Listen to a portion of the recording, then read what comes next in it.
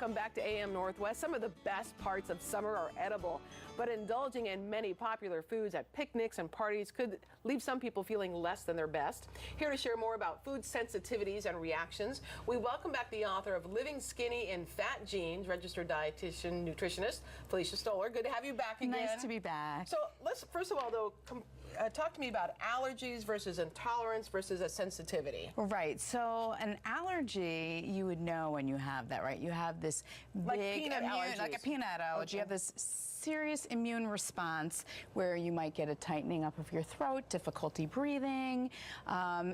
So that would be like severe. You would know when you have that kind of allergy. An intolerance is really where you have difficulty digesting something. So you might be, usually what it's related to is the fact that you don't have enough of an enzyme available in your body to help digest it, or something like we hear about gluten intolerance and celiac disease. That's not necessarily enzyme related. That has to do with the lining of your small intestine and your villi. And then sensitivities, I think, is that what the last one? Yes, sensitivities, yeah. Right, you might just have a sensitivity to a food where you get like slight little not feeling right. I'll describe that a little bit later when we get to that in terms of all right, so some of them are the most popular summer foods. So let's talk about like ice cream. I know, we love ice cream. It's a great way to cool down, right? Yeah. So people that have lactose intolerance have a problem digesting the milk sugar, which is lactose. Right. I can't even speak to it. It's okay.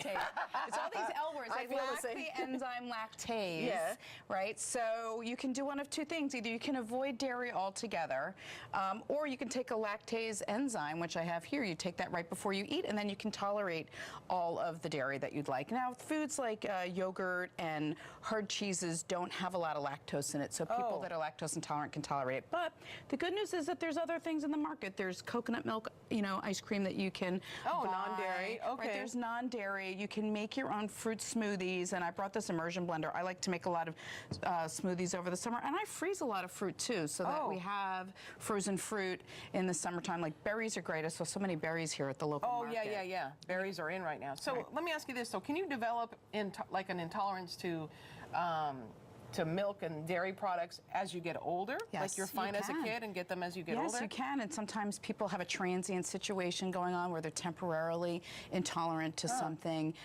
or they might be taking medication that might interact with that, which is, what we're going to talk about here with diamine, oxidase, and histamine intolerance. So histamine intolerance is, again, something that people have. So histamine is a natural part of our immune process. But for some people, they might be taking medications that inhibit the action of diamine oxidase, which again is an enzyme. We call that DAO, and some people may not realize they have it. So what I'm bringing here is to show you is wine and cheese are very high in histamine. No way. As far as histamine foods, right? Okay. And so you have a few options for how you're going to deal with that. You could take some black tea and you can drink that 20 minutes before.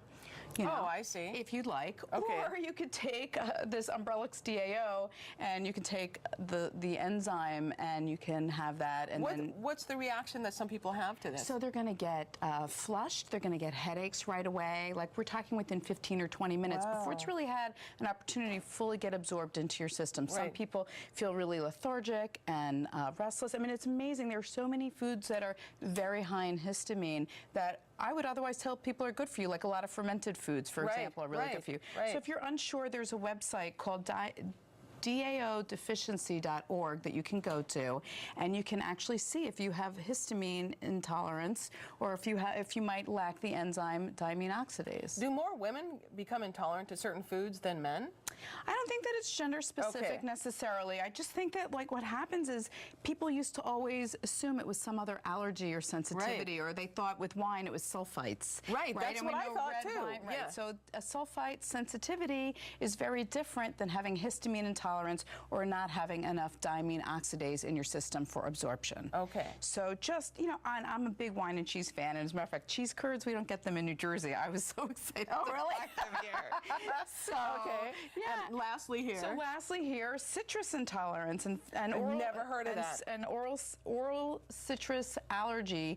What happens is people also again get they call it like an oral allergy syndrome, where when you have citrus in your foods, it starts tingling in your mouth and in your throat. So think about it. How often do we go to a restaurant, there's lemon in our water? Right. People are eating guacamole, it has lime juice in it, right? And limes in it. And a lot of times we use lemons and limes to help when we're making fruit salad so that they don't become brown. So again, something that's normally good for us, right? Because the citric acid, the vitamin C in there is generally very good for us. But for some people, that can be problematic. So what do you do when you have that? You can take an antihistamine to sort of counteract that That's effect. incredible.